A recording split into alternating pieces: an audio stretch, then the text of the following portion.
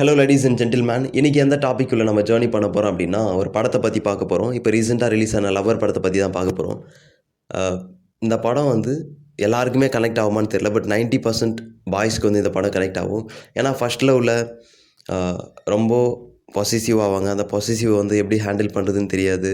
அவங்க hurt ஆகிக்குவாங்க, hurt பண்ணுவாங்க. So bad வேர்டில் வந்து திட்டுவாங்க. இந்த மாதிரி விஷயங்கள்லாம் இருக்கும் ஃபர்ஸ்ட் லவ்வில். எப்படி ஹேண்டில் பண்ணுறதுன்னே தெரியாது. மேக்ஸிமம் ஃபர்ஸ்ட் லவ் ஃபெயிலியர் ஆகிறதுக்கு காரணம் இந்த விஷயம் தான். ஸோ எனக்கு தெரியாது, லவ்னா என்னன்னே தெரியாது. ஸோ அதில் எக்ஸ்பீரியன்ஸ் ஆனதுக்கு அப்புறம் தான் நெக்ஸ்ட் லவ்லாம் வரும்போது கொஞ்சம் அடக்கி வாசிச்சுட்ருப்போம். ஸோ இதுதான் ரியாலிட்டி. இந்த விஷயத்த வந்து ரொம்ப தெளிவாக டைரக்டர் பிரபுராம் அவர் வந்து சொல்லியிருக்காரு. ஆக்டிங் மணிகண்டன் அவருடைய ஆக்டிங்லாம் வந்து பயங்கரமாக இருந்தது. எந்த இடத்துலையுமே அவர் வந்து லோவாக பண்ணல. பட் சீரியஸாக பேசிகிட்டே இருப்பார்.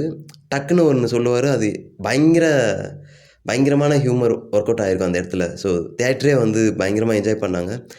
சீரியஸாக வந்து பேசிகிட்டே இருப்பார். திடீர்னு பார்த்தா ஒரு கவுண்டர் ஏதோ ஒன்று போடுவார், ஒன்று சீரியஸாக ஒன்று பண்ணுவார். பட் அது சிரிப்பு வரா மாதிரி இருக்கும். ஸோ அது எல்லாமே பயங்கரமாக இருந்தது. அந்த ஆக்டிங் லெவல் வந்து நோ வேர்ட்ஸ். அதுக்கு நிறைய வந்து அந்த கேரக்டர் அப்சர்வ் பண்ணணும். பயங்கரமாக வாழ்ந்திருக்காருன்னு சொல்லலாம் மணிகண்டன் அந்த கேரக்டரில். ஹீரோயின் ஆல்சோ ரொம்ப நல்லா பண்ணியிருந்தாங்க, பிரியா அவங்க.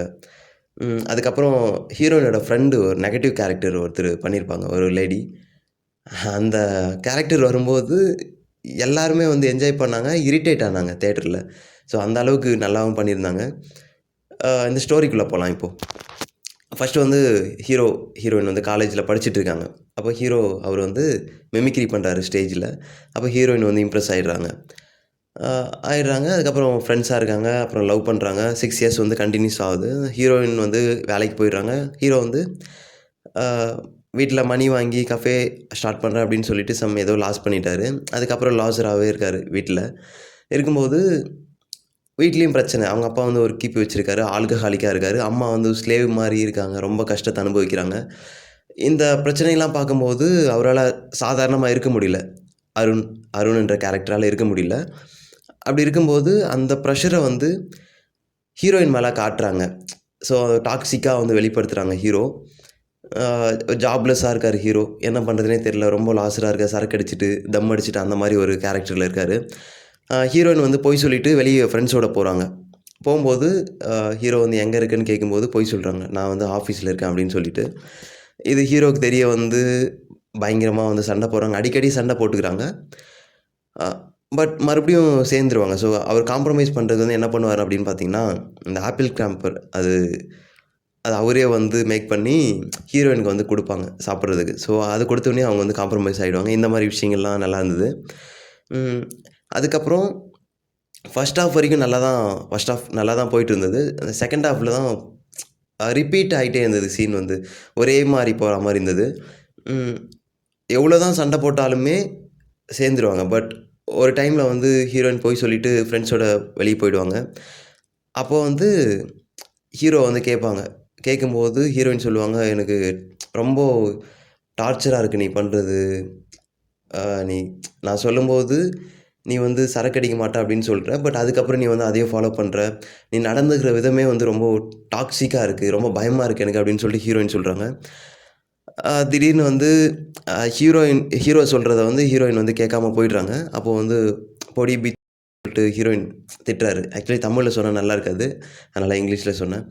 பொடி திட்ட உடனே ஹீரோயின் ரொம்ப ஹர்ட் ஆகிடுறாங்க. அதை வந்து எக்ஸ்ப்ரெஸ் பண்ண மாட்டாங்க. அவங்க உள்ளேயே ஃபீல் பண்ணிகிட்ருக்காங்க. இந்த வார்த்தையை சொல்லிட்டானே அப்படின்னு சொல்லிட்டு ரொம்ப ஃபீல் பண்ணுறாங்க. அந்த வார்த்தையை சொன்னதுக்கப்புறம் எந்த பொண்ணுமே வந்து லவ்வரோடு இருக்க மாட்டாங்க. ஸோ அதுதான் ரியாலிட்டி. அது ஹீரோவுக்கு புரியல. பட் அந்த வார்த்தையை சொல்லிட்டோமே அப்படின்னு சொல்லிட்டு ஹீரோ வேகமாக போயிட்டு காம்ப்ரமைஸ் பண்ணலான்னு போகிறாரு, சமாதானப்படுத்தலான்னு போகிறாரு. பட் ஹீரோயின் அந்த மூடில் இருக்க மாட்டாங்க. ரொம்ப ஹர்ட் ஆகிட்டாங்க இல்லையா? ஸோ அப்போ வந்து இவன் கூட வாழ்ந்தால் சரிப்பட்டு வராது அப்படின்னு சொல்லிட்டு பிரிய முடிவு எடுக்கிறாங்க. அதுக்கப்புறம் நிறைய விஷயங்கள் நடக்குது. வெளியே வந்து வ்ளாக் பண்ண போகிறாங்க. அப்போ ஹீரோவும் வந்து ஜாயின் பண்ணுறாரு. அப்போ நிறைய காம்ப்ரமைஸ் பண்ணுறதுக்காக ரொம்ப ட்ரை பண்ணுறாரு. அந்த இடத்துலையும் பொசசிவ் ஆகுறாரு, பிரச்சனை பண்ணுறாரு. இந்த விஷயங்கள் எதுவுமே ஹீரோயினுக்கு பிடிக்கல. அதுக்கப்புறம் கெஞ்சுறாரு, என்னை ஏற்றுக்கோ, ஒரு சான்ஸ் கொடு அப்படின்னு சொல்லிட்டு கெஞ்சுறாரு.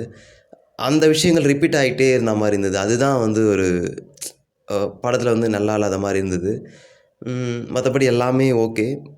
பட் அந்த ஹீரோவை பார்க்கும்போது ரொம்ப பாவமாக இருந்தது எனக்கு அருண்ன்ற கேரக்டரை பார்க்கும்போது. இவ்வளோ கெஞ்சுறானே அப்படின்னு சொல்லிட்டு. பட் அதுக்கப்புறம் ஒரு விஷயம் சொல்லிடுவாங்க ஹீரோயின். அந்த விஷயத்துக்கு அப்புறம் வந்து ஹீரோயின் பக்கமே போமாட்டாரு. ஒரு 2 இயர்ஸ்க்கு அப்புறம் வந்து லைஃப்பில் செட்டில் ஆகிடுவாரு. கஃபே வச்சுருவாரு. அப்புறம் ஹீரோயின் மீட் பண்ணுறாங்க. "இது உன்னுடைய கஃபேவா?" அப்படின்னு கேட்கும்போது, "ஆமா" அப்படின்னு சொன்னோனே ஒரு தியேட்டரில் பயங்கரமான ஒரு அப்ளாஸ் ஹீரோக்கு. என்னன்னா, அந்த லவ் ஃபெயிலியர் வந்து நம்ம வாழ்க்கைய முடிச்சிடாது. அந்த வெறி வந்து நம்ம லைஃப்பில் நம்ம பெரிய இடத்துக்கு போறதுக்கு உதவும் அப்படின்னு சொல்லிட்டு ஒரு நல்ல மெசேஜ் சொல்லியிருக்காங்க இந்த படத்துல. பயங்கரமான படம். ஆக்சுவலி எல்லாருக்குமே கனெக்ட் ஆகுமான்னு சொல்ல முடியாது. லவ் ஃபெயிலியர் ஆனவங்களுக்கு, ஃபர்ஸ்ட் லவ்ல தோத்து போனவங்களுக்கு, ஃபர்ஸ்ட் லவ்ல மிஸ்டேக் பண்ணவங்களுக்கு, எல்லாருக்குமே இந்த படம் பயங்கரமான ஃபில்மா இருக்கும். ரொம்ப நாள் கழிச்சு ஒரு நல்ல படம் பார்த்த ஃபீல் எனக்கு. So director awesome. நல்ல ஒர்க் பண்ணியிருக்காரு. இது கமர்ஷியலுக்காக பண்ண மாரி தெரியல. அவருடைய லைஃப்ல நடந்த விஷயங்கள்லாம் போட்டு, நம்ம ஒரு அ லாயலான படம். ஆக்சுவலி உண்மையா ஒரு படம் எடுப்போம். அ ஆடியன்ஸ் என்ஜாய் பண்ணுறதுக்காக நெறைய ஃபேக்கான விஷயம் வைக்காம, ரியலிஸ்டிக்கா இன்னைக்கு என்ன நடக்குதோ ஆக்சுவலி இந்த படத்துக்கு லவ் டுடேன்னு பேர் வச்சிருக்கலாம். ஸோ அந்த மாரி ஒரு ஃபில்ம் தான் இது. கண்டிப்பா தியேட்டர்ல போய் பாருங்க. அ இந்த படம் வந்து டிசப்பாயின்ட்மென்ட் பண்ணாது உங்கள. கண்டிப்பா என்ஜாய் பண்ணுவீங்க. அதுக்கு நான் guarantee. Thank you so much.